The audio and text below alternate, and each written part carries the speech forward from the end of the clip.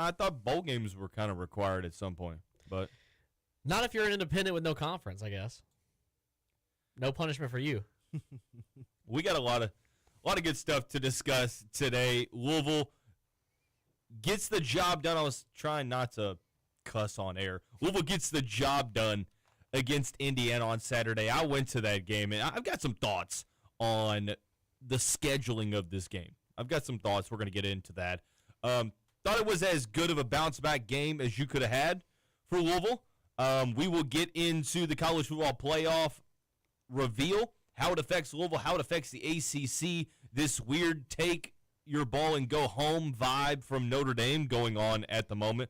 We'll take a look at what we thought were going to be some good wins for Louisville early on in the basketball season, but unfortunately those teams have started to spiral, and much more. We got a lot of good stuff to discuss on today's show. 502-414-1450, the Game Day Men's Health text line to get any thoughts in on any of the programming from today's show. The snow is melting, and partially I think it's going to be because of the mics have been hot since Mike and Rome hopped on, and we're going to keep it going till 7 o'clock tonight, guys. Also on YouTube right now, if you want to get in on the YouTube I always chat forget as well, that, man. At Big X Sports Radio. I always forget that. Okay, I've got a take, and when I said it to some friends, I got immediately clowned. I was, quote-unquote, ducking the smoke. I wasn't seeing the big picture. Y'all got to judge this take. I went to the game Saturday, okay? I was in the nosebleeds. I got tickets like 50 minutes before Indiana Louisville. Didn't know if I was going to go until the very end. I was like, screw it. Fine. Take the drive. Went. It was a good time. It was packed. Louisville won. Did what you need to do. I had no issues. But the neutral site games being scheduled in a Power 5 team's backyard, can we stop that? Like, Cincinnati is what it is. You pack that arena out. This was an Indiana home game. It was 90% crimson. I saw way too many candy cane striped pants and overalls. This was an Indiana home game.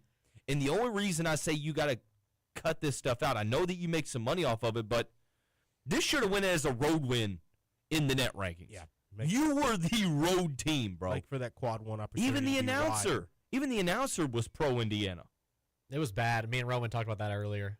It seemed like every single time Indiana did anything, I think the example I made was Tucker DeVries hit a 3 when they were down 18 to knock it to 15, and dude like lost his mind. But then Michael, did a nice little crossover move to get to the rim and just yammed it down. It was like, wow, that was a pretty nice dunk. I wasn't talking about the TV guys. I didn't get to hear the TV. Oh, the TV guys. I was talking about like the PA announcers. Like every read was Indiana based, and you all know I'm a PA announcer, so I pay attention to that stuff naturally. But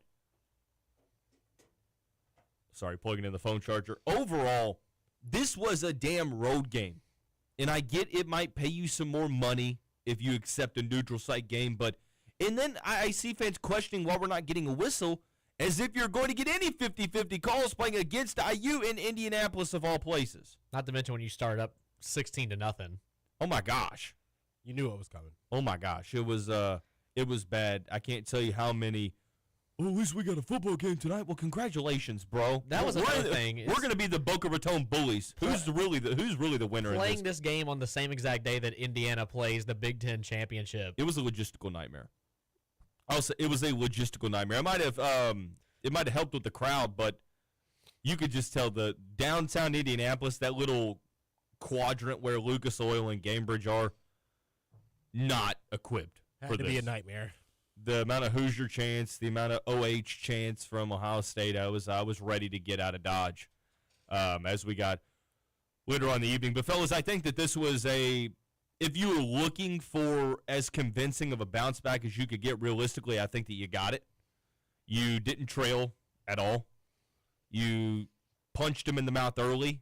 They got, the deficit to like 8 one time. You kicked the can down the road again. Then they got it to 6, and you did it again. I think they got to 7. I mean, did they get to 7? Yeah, one of the two. 7. But you handled business. It was never really like where you're on the edge of your seat. It got uncomfortable. It got uncomfortable because Tucker DeVries is able to throw Derrick Henry stiff arms to Michael. Enright's able to complete a slide tackle that my he's that my guy Moises Caicedo would be tripping about. He's like, dude, it's funny. He's He's like an offensive lineman out there with his arms.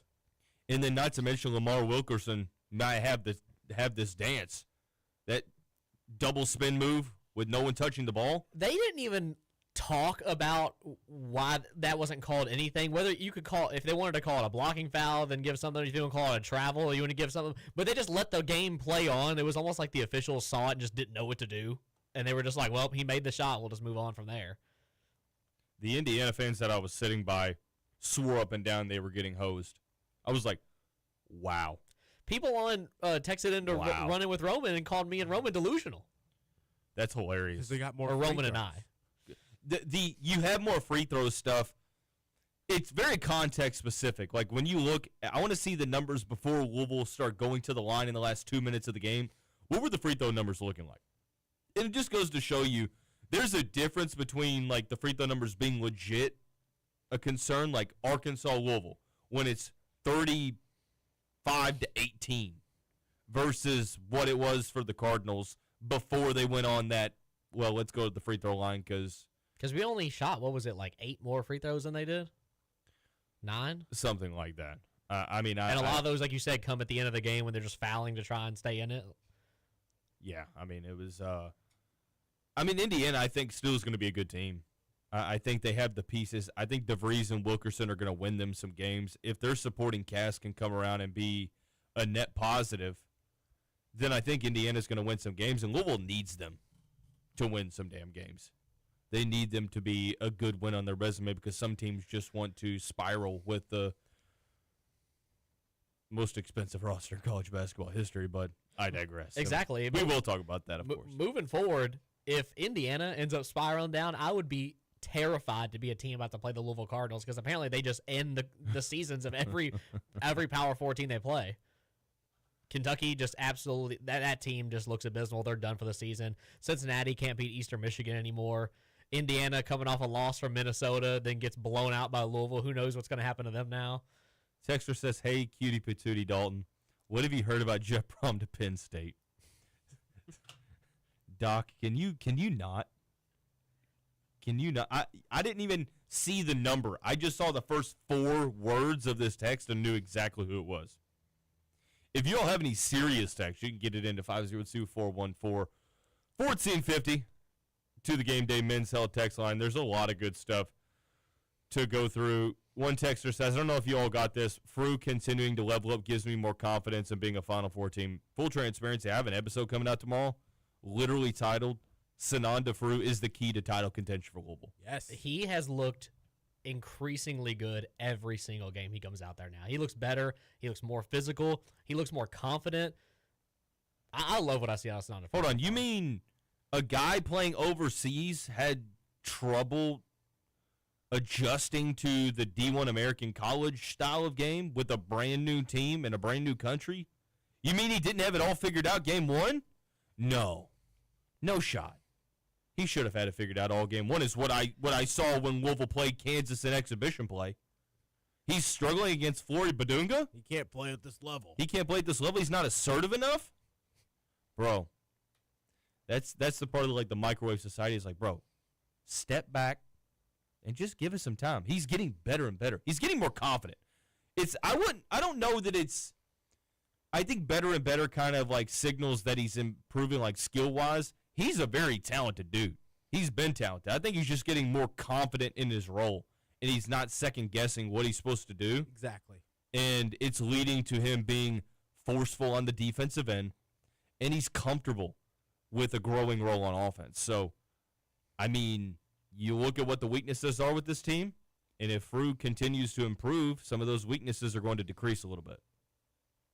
He's also showing on the defensive side that, like, he's not going to get pushed over. He had those moments in that Arkansas game that I really believe woke him up a bit. They probably emphasized the loose ball stuff, like, hey, you throw your weight around, you go after anything in your vicinity, you need to be getting a hand on it. And you now kind of see that drive in him a little bit more than you saw in that Arkansas game. So I feel like that's something that's only going to continue to grow and be built upon, and hopefully he can go and be that dominant big for us on both ends of the floor and be that presence we need him to be, because we saw what it looked like in March Madness last year. You've got to have that enforcer down low.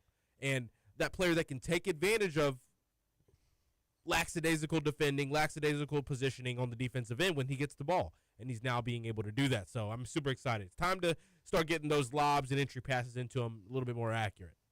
I had a lot of people. When I say a lot, I mean like upwards of about 10 text me throughout the day on Saturday. Because, I mean, I get a lot of Louisville fans text me. Big Louisville fan myself. So group chats, individual texts, you name it. And I can't begin to stress how many people text me talking about how they were worried about Michael and his shooting woes. I don't know if you saw the numbers. He's shooting under 40% from the field. He's like 26% from three on high volume. And I got to be honest, guys, I'm not really worried about him. I think that with Michael, you know the talent's there. 6'5", you know the talent's there. I think it's just taking him a while, as it does for freshmen, to settle in. Like, it's just taking some time. He's only 9 games into his college season. It's going to take him some time to settle in, but when it does click, it's going to be pretty scary. But what impresses me the most, 2 things. Number 1, he affects the games in more way than scoring. Like, he's a willing, capable, efficient, effective passer. And we saw it in the second half against Arkansas and throughout the game against Indiana. He didn't really force much. He let the game come to him. If the looks weren't there, he wasn't forcing it, which I think at times he was doing in exhibition play, or not exhibition play, like those bye games that you had before this stretch. But I don't know, guys. I think that any worry about Michael Brown Jr. at the moment is a little bit premature. Maybe if you're sitting here late January and he's still having the same struggles, but I'm just not worried. I'm not worried at all just yet. If we didn't have so many pieces that can step up at any moment, like Kobe Rogers stepped up incredibly in this game, Isaac McNeely had a great game, Javon Hall, all these guys stepped up to the point where when I watched my initial watch of this game, because I had to go back and rewatch it, I was busy doing something else. So, like, I was looking at it, but I was really just keeping up with the score over and over again. I didn't realize Michael didn't even have any points going into the second half. Because, like I said, I wasn't intently watching, but we were blasting him. I was like, if you were just watching the box score and you weren't watching like the individual player stats, you would think, gosh, this must be a great Michael game. And it wasn't, because he didn't have to go out there and have a great game. Like you said, he impacts the game in so many other ways. I compare Michael to like Chris Bell, or like a number 1 receiver on a football team, where he's not going to go for 150 and 2 touchdowns every game. He's going to have a couple games where he gets 35 yards and that's it. But the attention he brings on the field or on the floor, the gravity that he's commanding, the dude could go 0 for 8, but you've seen how good he is on film. If you leave him open, he's just as deadly as anyone else. No matter how good or how bad he plays, you have to face guard him. You have to double team this man. You have to be physical with him. And I think he's just growing into those things of knowing that these teams are going to be hyper physical against him. Sometimes you're going to get it, sometimes you're not. And Indiana was a game that he did not get it for him. Seemed like the patience was better, fellas. Yeah, it was. It was. Matt, you hit the nail on the head there. I think the key, if Pat Kelsey is going to get those top 5-star freshmen, and of course there are some exceptions. You're seeing it this year. This might be the best freshman class I've seen in my life.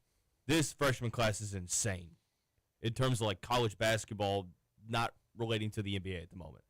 Like Cam Boozer. Oh, yeah. How many freshmen are performing right now? Yeah. Koa Pete, Boozer, Debansa, Darren Peterson came back yesterday and dropped 20. You've got the guys at Arkansas, Thomas and Acuff. You've got Michael. The list goes on, and I'm forgetting a couple. Caleb Wilson over at North Carolina. Yep. I mean, Ament. There's a laundry list full of guys that are just balling out right now. But down in Florida, I forget his name. There's a handful. I think that the recipe for success, the secret sauce, is if you want to be legit in March, make it to where your crown jewel of the class doesn't have to be Superman.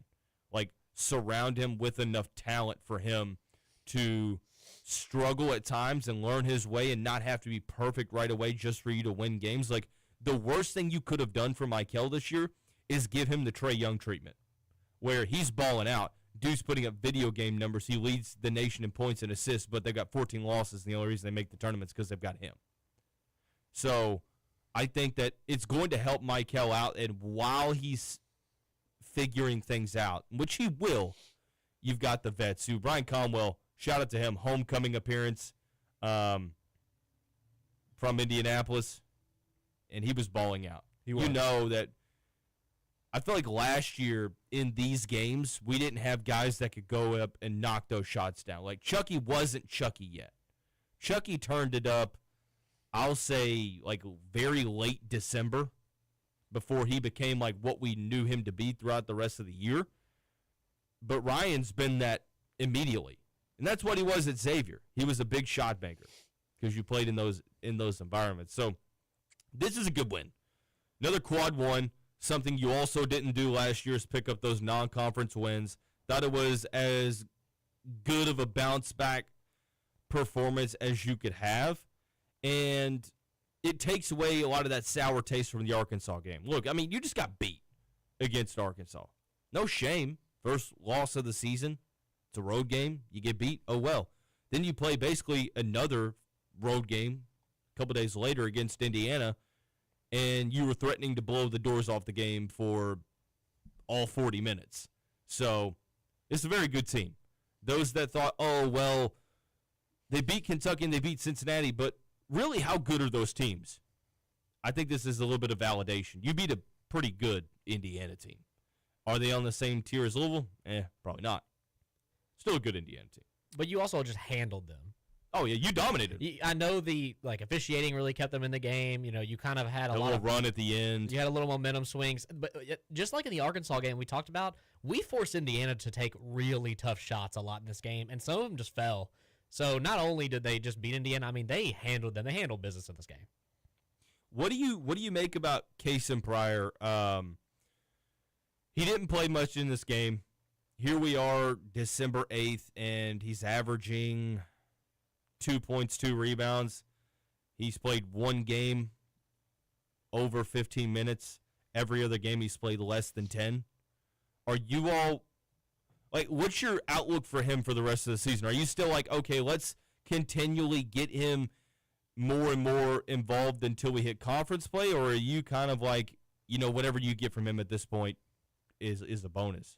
Go ahead, Matt. I think I would like to see him kind of evolve. You can even tell right now that he still doesn't have that step he had last year just yet. It seems like he's still finding his confidence within his own body, right? I mean, we saw it during Arkansas. He had that run-out dunk that he looked like he blew his knee out on. And it looks like he's not fully comfortable yet, so I do want to see him kind of elevate himself to get back to that sense. But at the same time, I still love what I see out of Cason Pryor right now. There are moments where he seems to kind of do too much. I know, Roman, you and Mike talked about a little bit how he kind of is just jumping the lanes over and over again, trying to get the most out of his minutes, which I don't hate. But he does come on. He provides positive energy for the team when he needs it. He kind of gives that little bit of a spark. Nothing like too crazy. Not like Michael dunking on Brazil kind of crazy. But he comes on and makes a difference. So if he can continue to do that, I would like to see what he could do with more minutes down the road. Maybe we get towards late January, February. But at the moment, I'm not disappointed. I'm not particularly over the moon about it either. I'm kind of indifferent. I just like where it's at the moment. I want to just continue to grow. I don't want to put an expectation on him. I don't want to start thinking that he needs to be more than something he's not, because we don't know what he's going through with that leg, with that knee. You saw him kind of like have some moments, some iffy moments already on it a bit. He's also kind of clearly struggling to stay a step ahead on the defensive end. He's not really able to do that right now with someone who likes to gamble and take a lot of risk. So I just really want him to improve that side of things on the defensive end in terms of following guys and getting around screens and doing the little stuff. But on the offensive end, I like the drive. I like the left-hand attempt. Got to convert those at your size, getting by your man the way you did.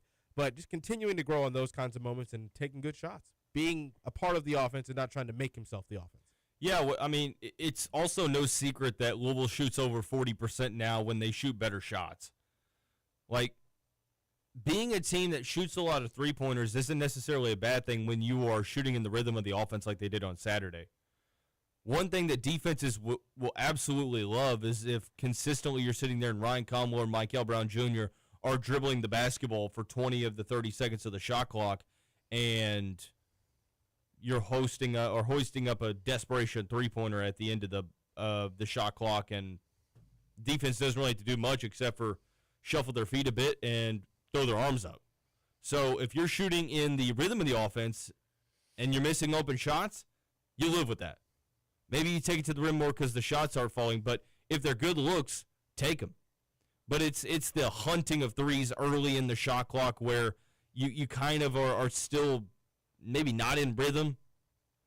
I mean, if you have a heat check, by all means, Chucky Hepburn against Pittsburgh, do it. It's just the efficiency of this offense. Like, people want to compare Louisville to Alabama so much because of that system. Go watch how Alabama plays. A lot of paint touches. A lot of driving kicks. Yeah, they can play fast or slow. Yeah, I mean, it's just a luxury to have, and you have to use the rotation that you have to your advantage. Quickly, thoughts on Memphis. We'll get a little bit into Memphis. Louisville has about a week off. Memphis is 4-4. They did just beat Baylor, who the Cardinals are going to see on Valentine's Day. Big win. But I don't know how to call it with this Memphis team, man. Me neither. They've got our someone you would know, Aaron Bradshaw, who had a big game last game. They're very guard dominated though. So if their guards are taking good shots and not turning the ball over, then they're all right. Who are their losses to? But I feel like they're really bad shot prone and kind of loose with the ball. I mean, their losses are not. They're competitive. They lost at Ole Miss by 6. UNLV they lost by 14. Purdue by 9. Wake Forest by 1. And they have won their past 3 games. So I think the spread's probably going to be about 8.5, 7.5, 8.5. I think that's probably a pretty fair spread. Maybe. I can see that. I think might be a little lower, but it's at Louisville. Louisville's a top 15 team. I think Memphis is one of those teams that, and it's kind of been that way since Penny Hardaway's been there, they're just hyper athletic. They're super quick. They're super athletic. They're one of those teams that if you don't come out with the same intensity they come out as, they can punch you in the mouth early and you kind of get behind quickly. And that's what happened with Purdue. It seemed like they just outran Purdue most of the game, and Purdue just kind of out-depthed them to the end and kind of just out-willed. Did Memphis hang a beat Purdue banner? Like, never mind. Go ahead. They should have. They should have definitely. They should have just. Oh no, man! I mean, beat Purdue does not look good. It's almost like the preseason #1 team is rarely ever the best team in the country. Yeah, you'd think so. Jasper Johnson would say otherwise, but the point is. Did you see all those videos like compiled together like after they beat Purdue? Yes. And I was like, is this the year that they get number 9 and who surprised you the most? And it's just comedy in hindsight to look back and you're like, they're terrible. They're not a good team. My favorite were all the AI videos of them hanging banners that I saw on TikTok. And one of them was, like, I saw them all throughout, like, the entirety of the first 2 games. Then they played Louisville, and they got smacked. And then there was AI videos of them taking them down. And then, it was so funny. These are the moments that I'm like, this is what AI was made for. This is what it was right here. All these Kentucky fans saying, oh, we're just in the gutter right now. No one has it worse than us. And I laugh. And I'm like, you all have no clue what it's like to lose a weeknight game by 20 to Arkansas State. You have no clue what it's like to lose to Bellarmine in the season opener. You have no clue what it's like to lose to Lenore-Rhyne in Kentucky Wesleyan and get blown out by 20 virtually every single game. Then again, I mean, not many programs have, but Louisville fans have been through more pain and misery. Let's put it that way. It's not close. It's absolutely not close. On Kentucky Roll Call earlier, Stephen Peake made a point that statistically and analytically, depending on how far they've made it in the tournament and like their success in the SEC, these last 6 years have been the worst stint in Kentucky basketball history. I was like, have you watched Louisville basketball in the last 10 years? That's hilarious. Have you seen what Louisville basketball fans have gone through in the last decade? We haven't won a tournament game since 17. Yeah. Brother, I was a sophomore at U of L. I was a freshman in college. I was a sophomore at U of L. No. You were high school. No. I was a freshman. What year did you graduate, Rome? 2017. You graduated 17? I graduated 17. May. Okay, I get that. I understand you graduated in May. So, yeah, you're right. We would have been seniors in high school. We were still I was a seniors. freshman in college because 2017, I was thinking of like when Patino got fired. That was that fall. But 2017, I was a freshman because I was during that spring. And you think back, and it's like Kentucky's had, a 2 seed, a 3 seed. last year they went to the Sweet 16, and this is like their worst 6-year stint, and they're talking about, oh, well, who has it worse than us? A lot of people right now, bro. Miss me with that, but I think that this is going to be a really good year for Louisville basketball. I think that Indiana kind of confirmed that a little bit. It is a 1-game stint, and I want to see how the Cardinals finish out this 4-game stretch with Memphis and Tennessee. But when we come back, we got to get into these college football playoff rankings, and what in the world is Notre Dame doing in PR? We'll break it down. Tune into Big X Sports Radio.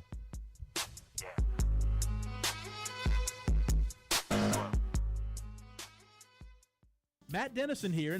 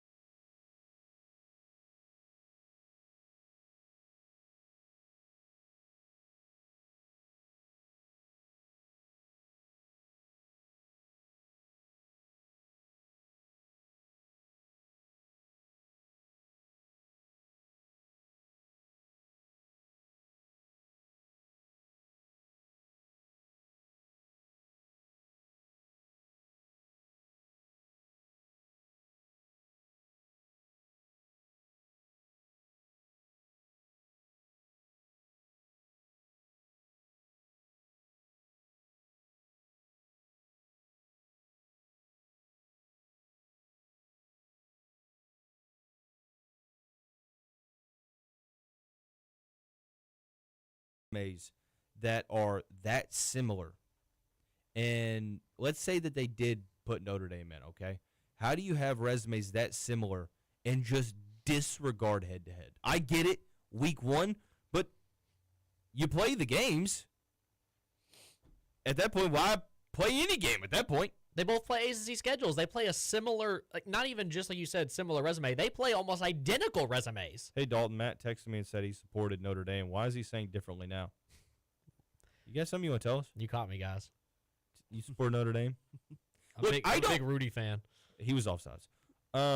Look, I don't care as much about if you want to make the case, well, Notre Dame, they lost to 2 playoff teams. Well, then again, it would have been 1 playoff team had Miami not made it. But if you want to argue that Notre Dame had a case, knock yourself out. If you want to go through those mental gymnastics now and just completely disregard head-to-head, if you want to make a case, fine. But what we're not going to sit here and do is just go on this weird, toxic, absolutely unnecessary PR run about how poor Notre Dame, us poor Fighting Irish. I mean, the statement that the AD made about, oh, well, the ACC, it really severed our relationship with them. Cool, bro. Go join the Big East. Yeah, what relationship are we talking about here? Okay, here's a headline. Breaking. For those watching on YouTube, imagine this. Breaking. Conference supports school who's a member of their conference over a team who's not a member of their conference in football. More on that at 9. What are we doing? I get that the whole deal with You're shocked? With Notre Dame and the scheduling ACC is technically beneficial, but at the end of the day, you choose to be an independent. The ACC has tried to get you to buy in and kind of move over. We have you for every other sport besides football, but your deal with NBC is what keeps you away from it, which understandable. I get it. I completely understand. Yeah, we do, but you can't have your cake and eat it too all the time, Yes, bro. that's Yeah, I was going to say, you understand this then. We've discussed this ever since the playoff has been conceptualized, is that they were prioritizing being in a conference. They were prioritizing playing football the way that they originally designed it. You are one of the only teams not in a conference. We can say it over and over. Notre Dame is going to get punished for this at some point. How long that's going to go on, I thought it'd honestly be a lot longer than this. Do you remember the conversation in mid-September when they lost the first 2 games and everyone's like, they could run the table and still might not get in? Well, here we are. Why are you shocked? The only reason they were even in conversation is because for some god-awful reason, they were still ranked within the top 25 without a single win on their record. Ridiculous. Okay. I do think it's funny how Notre Dame fans are hyping up this Pittsburgh win. Like they're not 8-4 and Miami didn't also beat that team.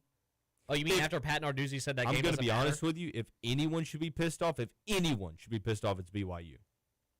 Because don't sit here and lecture me about quality wins because I know BYU didn't have many. Alabama had more. But if you're going to penalize the team for getting blown out in the college football in the conference championship games, you kind of got to penalize the other one, no? Like Alabama at 10 wins, 3 losses now, got blown out to Georgia. Did the quality wins mean that much where you didn't dock them at all, but you knocked BYU completely out? I also like how we didn't even take into account that this team almost lost to an Auburn team that lost to Kentucky at home. Yeah. Who Louisville I think beat Alabama by loses. 41 I think Alabama loses the first round. Who I did they think play in the first round again? Oklahoma. I think Oklahoma yeah. beats them. Alabama's hurt too. Again, it does matter because BYU didn't have those quality wins. They played Texas Tech twice, got smacked both times. Say what you want. I actually thought the College Football Playoff Committee got most of it right. I don't have any qualms. For the most part, yeah. I'm like, okay. Miami's in over. I think that was kind of the thing I was looking for the most is like you saw what the committee said about you last year. They don't like the ACC. When someone shows you who they are, you got to believe them. They showed you that they do not give a damn about the ACC, and they think you're a bad conference. How did the ACC respond? By looking even worse than we thought. Yep. And I think the conference had a collective sigh of relief when you saw Miami get in. Maybe that's name brand recognition. Maybe that's just because of head-to-head. I don't care. You saw the ACC at least get a team in. Because if you didn't get one in, it becomes even that much more embarrassing. I mean, it frustrates me even more from a Louisville sense now. Because at 10-2, I think Louisville's in. That's what I said earlier. Yeah. If Louisville's 10-2, I think they're in. They beat 2 playoff teams. Well, let's say you do lose to SMU because you got smacked. Let's say that you beat Virginia, or let's say you beat Cal and Clemson, okay? You beat Cal and Clemson. Your 2 losses are to a ranked Virginia team and a ranked SMU team. That also beat Miami. And you beat Miami. You don't really have a quote-unquote bad loss. You're in the playoff. If head-to-head matters, and you're sitting there with Notre Dame, Miami, Louisville, Vanderbilt, whoever, if you're 10-2 with a win over Miami, also 10-2 might have gotten you in the conference championship, by the way. Because if you would have had 2 conference losses, you would have been in that weird tiebreaker. And, hey, who knows? Who knows if you get in? Yeah. But I think 10-2 you get in. And that's what frustrates the hell out of me about this season. It's like, oh, well, Louisville's been this historically 6 to 8 win program. Sure. But parity is alive and well. And Indiana is the number 1 team in the country. Yet they have more booster money, but they're the number 1 team in the country. Vanderbilt is in the mix.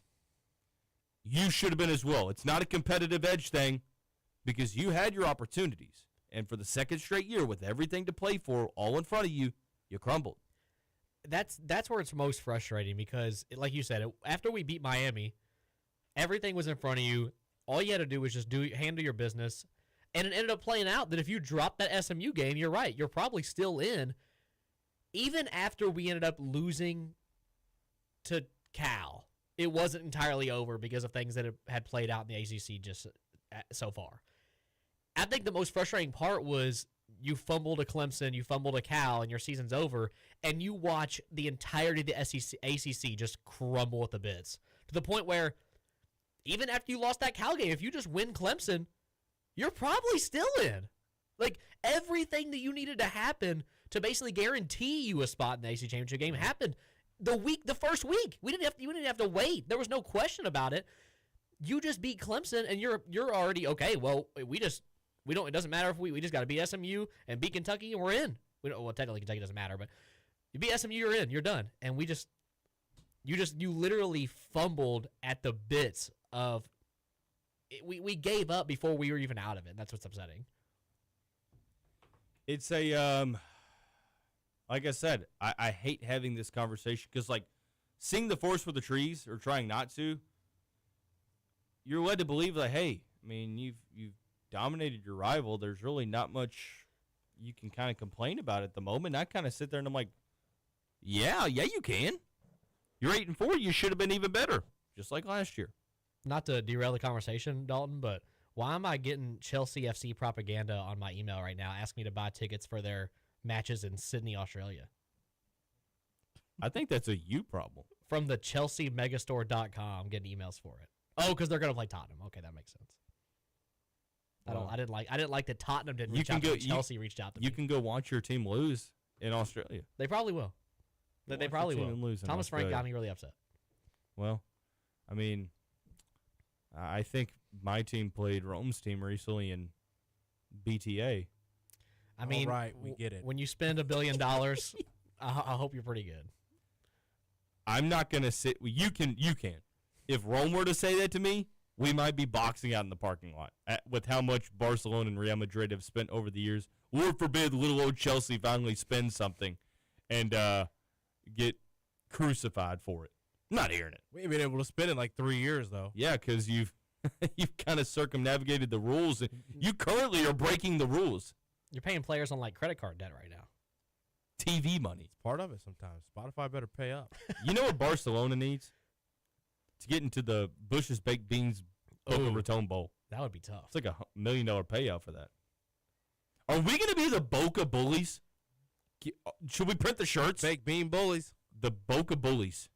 I was distraught when we all found out that bowl of baked beans isn't going to be poured over the winning head coach's head. We used to be a proper country, by the way. I used to be. I mean, I don't know what's more exciting, baked beans on your head or playing Toledo down in Boca Raton. In the Boca Raton Bowl, which isn't even a bowl for the ACC, by the way. I just want to get in the Pop-Tart Bowl once. To go back on the Notre Dame, what we talked about, so I think it was Iowa State and Kansas State both backed out of their bowl bids as well. They're getting fined $500,000 each. It's not worth that. For not playing in their bowl game. For what? By their conference. Because No. I'm not saying, like, for what by their conference. I'm saying, like, why are you opting out? No, I don't know. But the point I'm making is that they're getting fined $500,000 by their conference each for backing out of those. You know how much money Notre Dame's getting fined for it? $0. $0. You know how much money they make if they can make the college football playoff? Like $4 million? $4 million. You know why they get 100% of it? They don't play in a conference. It's ridiculous. Every team that makes the field gets about $4 million, and they have to share it with the rest of their conference. Because they're not For going to revenue sharing. conference Well, bowl it's. game. I think there's like a catch in that. Well, maybe it's because of last year there wasn't revenue sharing, but now you kind of have a. I don't know how that works, but I also saw that the rule they made up in March basically perfectly identifies with Notre Dame, where moving on from 2026 on, as long as there is at least a 12-team playoff, forget the rules of the highest ranked conference champions. If you win a championship, you're in. Forget all that. If an independent team is just ranked in the top 12 at the end of the season, screw if you played a conference championship game, screw whoever beat you a head-to-head, you just get in automatically. that mean I could see that working against Notre Dame. You can't tell me that the committee's sitting here off of Notre Dame's decision and they're like, oh, well, this is great. I love how Notre Dame is acting like a 7-year-old when they don't get their way in recess. Vanderbilt handled it perfectly. Did you see how Vanderbilt handled it? Clark Lee was asked about it. And basically, paraphrasing here, they're like, you had conversations with the committee. What did they tell you? Clark Lee's like, hey, committee basically just came back to us and said we had our opportunities to get into the field, and we lost those opportunities. You take it on the chin, you move on. You learn from it, and you move on. That's how it should have been. But Notre Dame wouldn't go on this rant. It's like I'm watching Caillou. Did you ever watch that show as a kid? Yes. Remember the rants he used to go on, the temper tantrums he used to throw? I do. I feel like I'm watching Caillou. I just don't see I just really don't understand the shots at the ACC. I just don't like it. It's because they played that damn game over and over and over again. I get that. What do you want them to do? But like you said, Notre Dame should. You said it earlier. You're right. We should have said screw Miami. Let's just promote Notre Dame propaganda. The team that is genuinely going to bring your conference more money by getting in, you think they're not going to back that team? They're going to say, screw that team. I want this team that will not commit to us. It's like you're the side piece. Like the girl you've been chasing after forever has you as the side piece and she just texts you every once in a while, once a month, and you're like, well, I can't date anybody. What if she inevitably wants me? We're the side piece for Notre Dame, and they're upset that we finally chose somebody over them. Well, we were just great business partners. No, you milked the ACC is what you've been doing. You've been milking the ACC. Oh, well, our non-football sports need a conference. ACC here, throw us the life raft, but we also want the autonomy. And cool. You want to do that? Hey, more power to you. But you can't get upset when this happens, when the ACC's like, it's frustrating, man. I've seen people make references like, haha, what's that Adam Silver meme? Time to learn Big Ten, buddy. You know, like, they would never go to another conference because, one. You see Jim Phillips responded? No, I didn't see that. Jim Phillips did respond to it, and we'll tell you what he said when we come back. But I want to tell you about how to respond if you get hurt on the job, if you get hurt on your way to the job, if you need some help with nursing home negligence or estate planning and probate, you name it. Tony Collier's got you covered. Look, he understands these big insurance companies that you're going up against because he worked for them, so he knows the opposing team's playbook. He's not going to opt out in your bowl game. He understands the urgency, and he's going to get you paid. I can tell you, being a Louisville native, if it makes you feel any better, Tony is a huge Louisville fan along with his family. So if you or someone you know is hurt on the job or on the way, 502-736-8141, want to go to callyourlawfirm.com. When we come back, Jim Phillips' response to Notre Dame's comments here on Big X Sports Radio.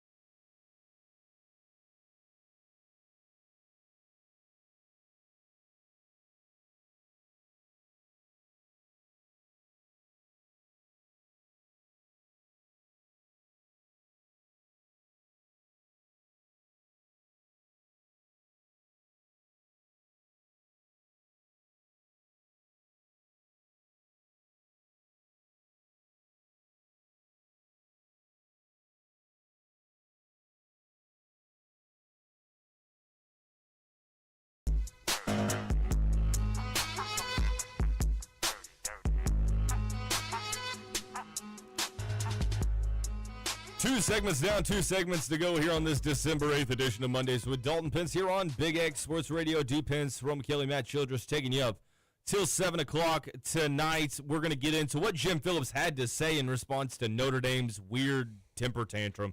502-414-1450, the Game Day Men's Health text line. But, Rome, you can't hear the conversation that Matt and I just had off air.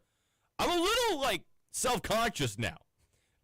Matt, just go ahead. Matt. I'll give it to you. Roman, I want your opinion on this, okay? You remember when you guys both had to go, so Grant and I filled in for the last 2 seconds with Dalton Pence, correct? Yes. Okay, so that was the only time you guys have ever met Grant, correct? Yes. Sure, yeah. So he and I went to the Louisville NJIT game, and he said... I was there too. Yes, Dalton was there. He walks up to me when we sit down, and he goes, does Dalton just wear the same thing every day? And I was like, what?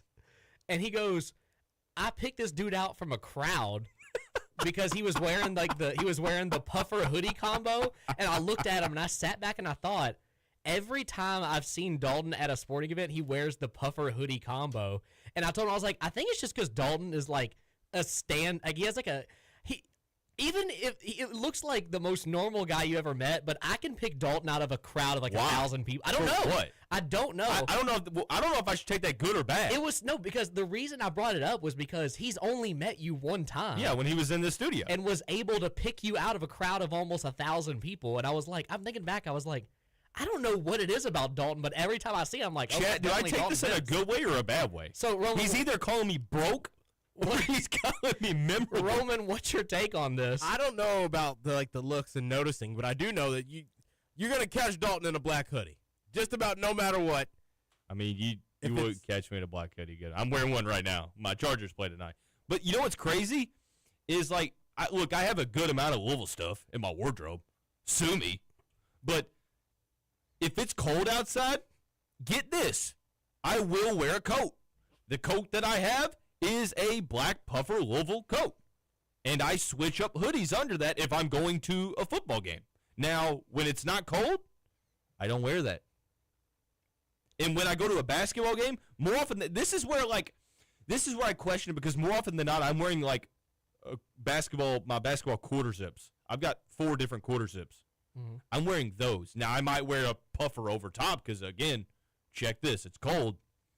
But I don't appreciate Grant calling me broke. He didn't call you broke. I think it's the colorways. It's a similar colorway. Okay, I'm sorry. Yeah, it's a distinct colorway. Rome, Matt, Grant, I'd like to take this time to apologize for wearing red, white, and black to a Louisville sporting event.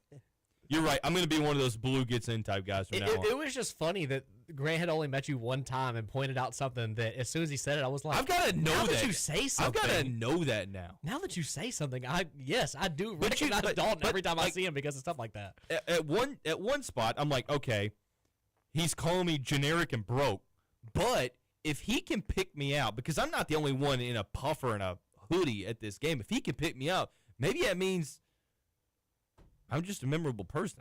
I don't know. I think that's what it means. Thank you. Rome's on my side. Matt's just sitting here trying to call me a bum. It was just funny because at first he just came up to me and he goes, does Dalton just kind of wear that puffer blank combo every single time? And I was like, now that you think about it, no. Why'd you bring it up? Every time I've seen him. I wear a lot of neutrals. Wear a lot of neutral colors. You just sleep in that combo? No. You're just in your bed? Or you got it laid out on your bed like it's your first day of school, just ready to go? I've got all these hooks, and it's like the SpongeBob uniform, but instead it's like, which day am I going to use this? Yellow, black, yellow, black, yellow, black, yellow, black. Ooh, black and yellow. I'm definitely switching it up now. Like, I'm not wearing Louisville stuff to any Louisville game. You're gonna just flip it backwards one day, and I would be like, "Where's Dalton Pitts?" I'm gonna wear a black hoodie with like a gray puffer now. I'm gonna post flyers up around it. Where is Dalton Pence gone? He's missing. I gotta tell you all a story off air about. I'll tell you. I'll tell you off air. I don't know that I can tell it on air. I'll tell you off air. I don't even know what to say about that. I'm gonna. What did Jim Phillips say? Final verdict. I'm going to take that in a positive light because I'm an average-looking dude. I'm not the tallest guy. I'm not like the buffest guy out there. You definitely can't tell when I'm wearing layers of clothes, but you sure are one of the most attractive. Thank you. Wait, you say I am or not? Are. Oh, thank you. We're just going to leave it at that. I'm going to leave with Matt calling me attractive. Jim Phillips, yeah, that guy. He had this to say. Basically, and I'll read the quote. The University of Notre Dame is an incredible valued member of the ACC, and there is tremendous respect and appreciation for the entire institution. Already one false in there. Not a member of the ACC. And he drops the Hall of Fame statement. With that said, when it comes to football, we have a responsibility to support and advocate for all 17 of our football-playing member institutions, and I stand behind our conference efforts to do just that leading up to the College Football Playoff Committee selections on Sunday.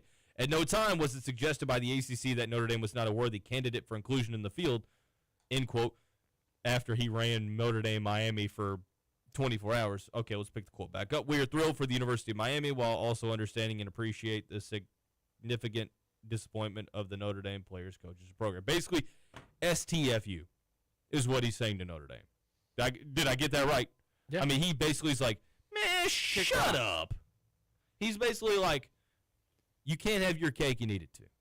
You can't have your cake, you need it too.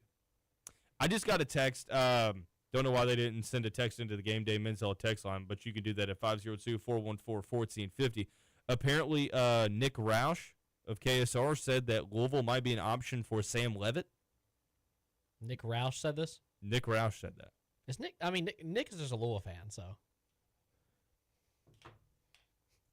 it's part of the Brown family. I know he works for KSR. Yeah, Come he on, probably man. gets the first take on these kinds of things. Let's just shift him over entirely. I'll say this. In terms of, like, don't butcher me for saying this, but KSR runs in a very impressive business model. It's kind of studied by a lot of fan bases out there, right? I mean, they've kind of cornered their market, and Nick is a prominent member over there. But I question the intention behind tweeting out a Louisville football touchdown against Kentucky to hype Kentucky up. It was an interesting tactic. I would just leave it at that. I mean, maybe that's just me, but I know that regardless if you think they should or not, I have it on pretty good authority that Louisville's going to the portal to get a quarterback. Now, whether or not he's going to compete with Deuce Adams for snaps, or if he's going to be your go-to starter in 2026, I think that it's TBD. I think it depends on who they can bring in.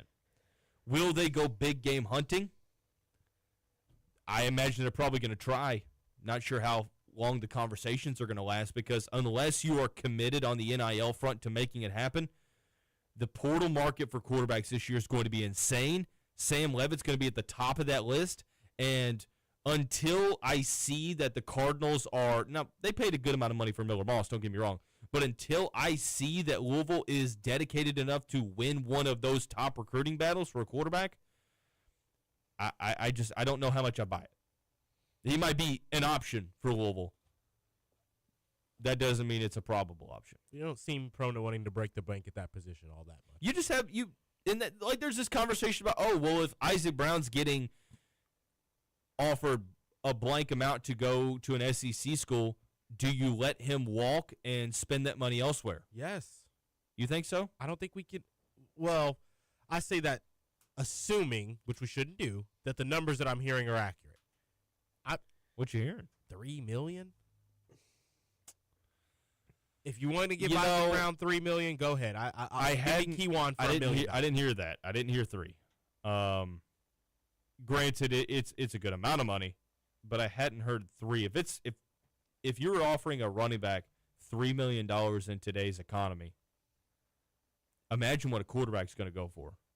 You need $75 million to put a roster together on top of your, like, you know what? It's like at some point it's going to hit a cap. No? Like, it has to, at some point schools are going to be like, you know what? Nah, I'm good. We'll see what we can do with spending this much. Granted, when healthy, Isaac Brown's a top 3 running back in football, so I get that. But at the same time, you play a position that's one of the lowest paid at the highest level because there's so many at your position. And there's a certain level of expertise with Louisville. Like Chris Barclay, look at what he's done in the first 3 years here. You just beat your rival with the 4th and 5th string guy, both of who weren't scholarship running backs before the season. So I go back and forth. Like, part of me is like, if Isaac does get offered that amount of money, if it's reasonable to where, yes, it's going to include paying more, but you have a top 3 running back. There's an issue with his, I guess, availability is like, can his body withstand taking the amount of carries of some of these other guys like Ahmad Harvey or some of the other running backs in the country? Like, if you're paying X amount of millions of dollars, you need to expect the workload to reflect that, right?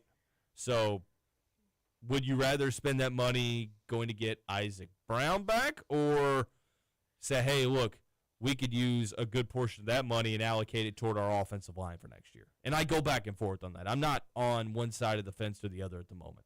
I would like the safety net of keeping at least just one of the running backs we had in the season, one of the 3, whether that be Duke, whether that be Isaac, whether that be Keywan. Yeah. Now, obviously, that comes down to logistics of how much each costs, which one is the most valuable.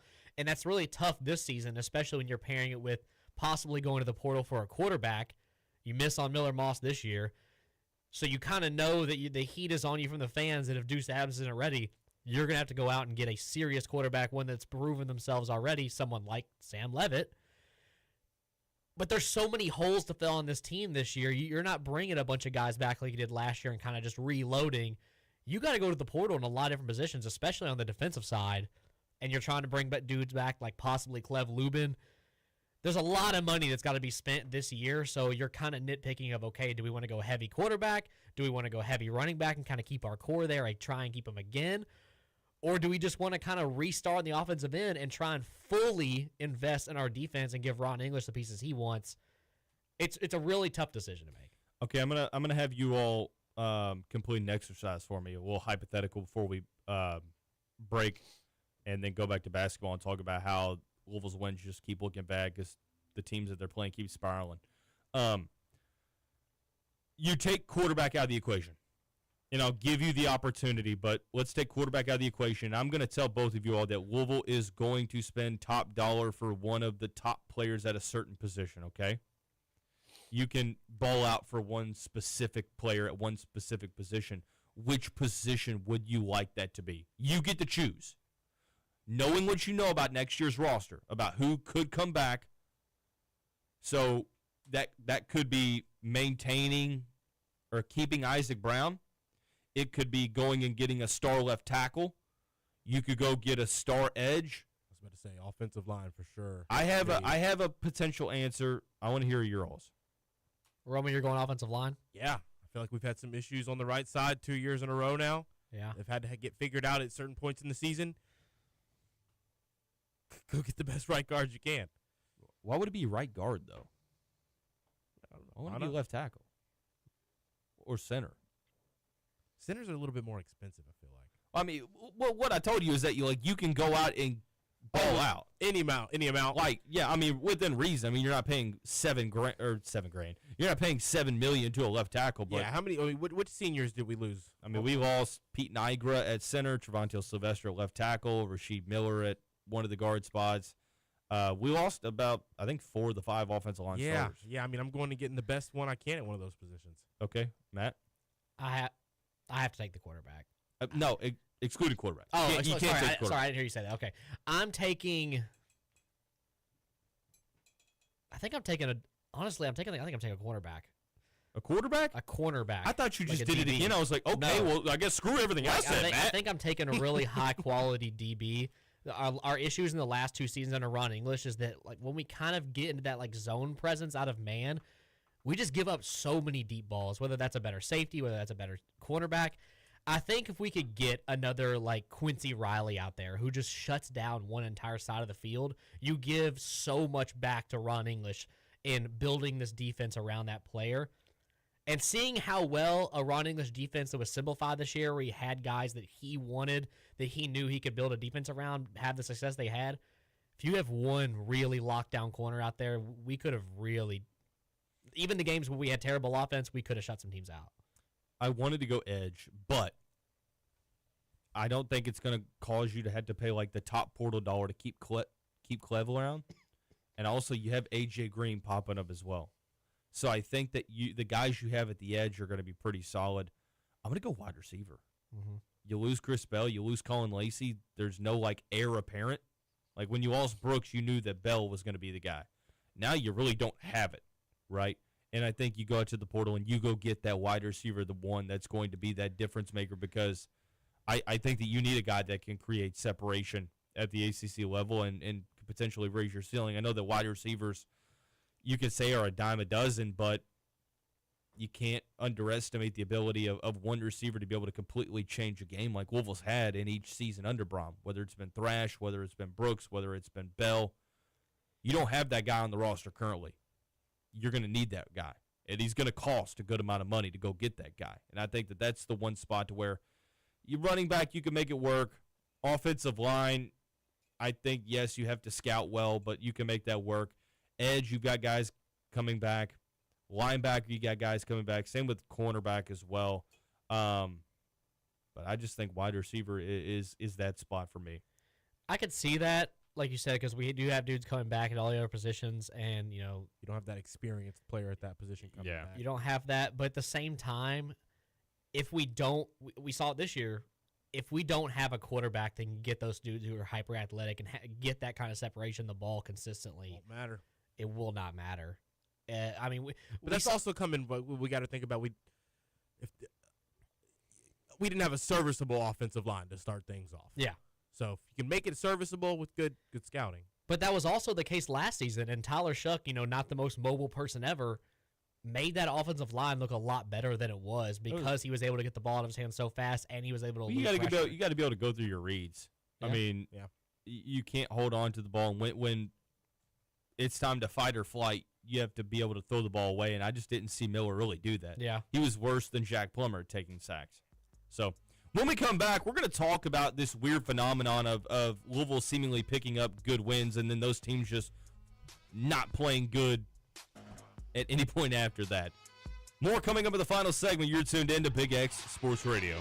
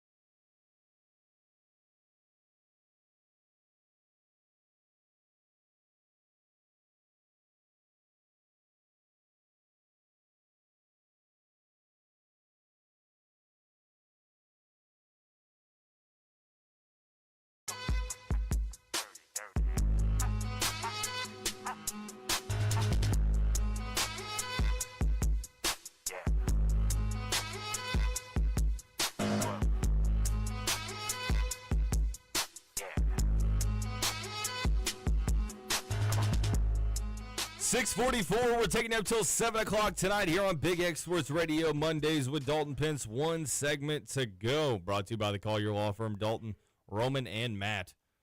Just about 15 minutes remaining. 502-414-1450, the Game Day Men's Health text line to get any final thoughts in on this beautiful, gloomy, snowy December 8th edition of the show. Rome, we continue the conversation off the air. Matt says, I just have a memorable back of my head. He has a distinct look. You keep a clean fade. You're never looking Am I ragged. the only guy in Louisville with a fade? No, but you're like the only guy in Louisville that always has his haircut. I will give you that. You're really good at keeping your hair exactly the same. Every 4 weeks, bro. 4 weeks? Every 4 weeks. What? Does your hair grow at all? Are we sure that that's not dead That up can't there? be right. You want to know? You want to you know? just lied. Do you want? Okay, ask my barber, bro. 4 weeks? 4 weeks. I get a haircut once a month, and mine looks raggedy after 4 weeks. After 10 days, I clearly need a haircut. Bro, I don't think you understand. When I get my fade down on the sides, like, it takes a minute for that hair to grow back. That the top of my hair, like right now, I'm about 2 weeks in. The top of my hair right now. You too. 2 weeks, that Top of fade my on the hair. side is 2 weeks Top of old. my head is 2 weeks in. How old's the fade on the side? I got this haircut Bro, it's today. 2 weeks. I got this haircut 2 hours ago, okay? I will be back. I'm not going to be on the show on Monday. I'm not going to get a haircut until for another month. I want you to look at what my hair looks like in 2 weeks when I come back. You're going to be looking kind of I'm gonna crazy be in those looking Christmas pictures. Are you telling me I have good or bad genes? I don't know. I don't know. Is this good or bad genes, Ron? It's got to be good, I guess. I mean, I don't think anything's bad. I just think it's crazy that your fade stays clean for 4 weeks. I mean, it doesn't. You just don't. You see me every Monday, and you kind of low-key see me, like, I come in, dap you up, what's going on, and then I pop back out. That's true. But You all don't see me enough to say that my hair, unless you're, like, watching the podcast, and you can tell. Go back and watch 4 weeks of the podcast, and you can tell that my hair grows. But mine gets so long in 1 month. But you don't, like, shave it down as far as I do on the fade, though. I have a bald fade right now. Oh, well, maybe you do. But you have more hair, like, in the upper part, like the upper quadrant of the head. The upper quadrant of the head. Yes. Texter says Dalton. Okay. Listen to this. Roman, after the show, tomorrow you and I are going to both get upper quadrant fades. There you go. I need Hopefully you to we go can and, get an upper quadrant win here in the next 2 weeks. I need you to go to your barber and say, hey, hook me up with that upper quad fade. Huh? You said what? Get that quad one fade. Give me that quad one fade. Dude, you got to record that. Give me that quad one fade, bro. Don't touch the quad 2. Leave that how it is. Leave the quad 4 in the basement, dog. Don't touch it. Texter says Dalton looks how he sounds. You believe that? No. Again, I'm sitting here and I don't know if that's No. good or bad. This one, you're not. I don't know how to say this politely. God. There's like nothing abnormal or extravagant about how you look. You know? Okay, that's fair. No, I agree. But you're an extravagant, informal, knowledgeable, high IQ person. So that just doesn't really match. You so know? why did you have to say that in a weird, polite Well, way? I'm not going to That's- say you look dumb and you're smart. I don't mean I mean, it. you That's, could not, say that's that. not how I mean it. You don't look abnormally anything, but you're definitely, Of us three, you're a Matt, presence. you better when be you're a careful with presence when those you words. walk in a room, Dalton. You light a room up, but your looks, you just, It's the back of the head. It's the quad. It's the quad one he's fade. just It a is. regular That- fade that guy. is- He's just the guy with the that's- quad 1 fade in terms of look. 2 weeks from now, I'm gonna say, Dalton, you're getting to like a quad 3 fade right now. We got to get that cleaned up. We got to figure something out. And I'm gonna sit here and I'm gonna shake my head and I'm probably gonna giggle or cackle, not giggle. Giggle's not manly. I'm gonna cackle. I can't believe We don't giggle on the show. I cannot believe We only crackle. you go a month without a haircut and it looks that similar to when you get your haircut. I like You I'm don't actually see me blown that away. much, bro. But I get a good. I'm staring you in the face right now. You see me 4 times a month. I get this You once you a see me week. 4 times a month. Okay, Join in on the YouTube chat if you want in on what we're talking about. This may sound like it's bad for radio, but we do have the Dalton 2-week-old fade. Brother, in right Louisville now. basketball doesn't play in a week, and Louisville football is done till late December. We're gonna talk about whatever the I got, like I said, I got my hair cut 2 hours ago. I want you to look at me 3 weeks from now and see how different I look. I will take my hat off in the show, and you'll find out. I still think Dalton, like he's getting a weekly haircut. Yeah, he's lying. Oh my God! He's lying. You don't do a right now. podcast that good and go 4 weeks without a haircut. A weekly haircut is completely overdoing it. Now, I will say there are times throughout the year, and when I say times, I mean like 2 or 3, where it'll be 3 weeks in between. It's 4 weeks, bro. It's 4 weeks. That's crazy. After 14 days, I don't like leaving the house. I'm right there. Sorry, I don't know what to tell you. Well, actually, now that I think about it, Dalton, you must have like a interesting hair gene because you don't have much facial hair. No, I don't. I have a baby face. So I think your hair just is a slow grow type of a thing. It. This is the most ridiculous. I love how this came up. Hey, is this better than the not even bidet talking about conversation though? sports Oh, no. Is this better than the bidet conversation though? Let's be honest. I think the bidet conversation was better. We haven't got We opened up with the bidet conversation. It was like a 10-minute monologue 20 about texters immediately bidets. got in. We on had it, too. texters sending us their bidets. It's like, We oh, had shit. first-time texters coming in on the show. about bidets. Let us know how often you get a haircut on the Game Day Men's Health text. If you get haircuts, don't be one of those people that's Or if like, you're I've an- never had If one. you're an every 5 days guy, kind of like Dalton. Let us know. Get out of here, bro. Or if you're on, CBS with Micah Richards and he gets it like every 48 hours. I'm one of those guys that like I'm sitting there writing my show down and I'm getting my haircut as we do it like the day of. It's just like Monday through Friday. It's just a clean fade. It's like Ashton Hall. As I'm sitting there getting my haircut. Thank you. Thank you. Record my At 4:06 every day. I need a day in the life. 4:06. Thank you. Anyways, what's going on? We got about like 8 minutes, but what's going on? I hope this isn't a trend, but Matt, you said it. If it does become a trend, teams might be opting out of games against Louisville because what's up with Louisville playing teams and it's supposed to be like a quad one game and then teams just suck right after? We're like that Grim Reaper meme with the blood trail in the Yes. doorways. Well, the net rankings are trying to keep you Indiana is the next guinea pig, though. They are. I don't think UK is a quad one win now. No, we're now 1-1 in quad one opportunity. The net rankings are trying to make Indiana a quad one win. I mean, you jump from 39 to 30 after a 35-point loss to Gonzaga. Have you seen the teams that are around them? Yeah. They're all 8-1, 7-2, 8-1, 7-2, and then 5-4 Kentucky at 30. And they weren't like a top 3 team to start the year out either. No, They were like number what? 9. 8 or 9, yeah. Oh, yeah, number 9. They were a couple spots higher than us. I think they're going to lose to Indiana.